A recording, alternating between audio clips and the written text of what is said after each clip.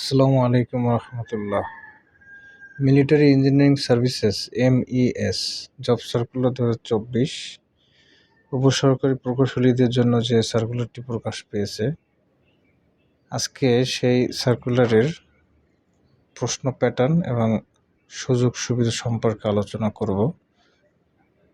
আমরা যদি 2016 এবং 2018 সালের যে নিয়োগ বিজ্ঞপ্তি হয়েছিল সেটির প্রশ্ন যদি আমরা খেয়াল করি, তাহলে দেখেছি আমরা সেখানে যে এটি সম্ভাব্য প্রশ্ন হয়েছিল 80 মার্কের প্রশ্ন, যেখানে আমরা দেখেছি যে বাংলা ছিল 10 মার্ক, জিকে ছিল 10 মার্ক, ইংরেজি ছিল 10 মার্ক এবং ডিপার্টমেন্টের 50টি মার্ক ছিল।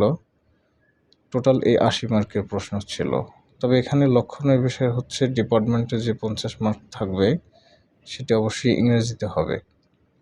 আর সুযোগ সুবিধা বলতে গেলে আমরা বলতে পারি যে অন্যান্য চাকরির ক্ষেত্রে যে সুযোগ সুবিধা আছে এখানেও সব সুযোগ সুবিধা পাবেন। এখানে বাড়তি যে সুযোগ সুবিধা হচ্ছে সেটা হচ্ছে রেশন সুবিধা পাওয়া যাবে এবং মিশনে যাওয়ার সুযোগ সুবিধা আছে। ধন্যবাদ বন্ধুরা।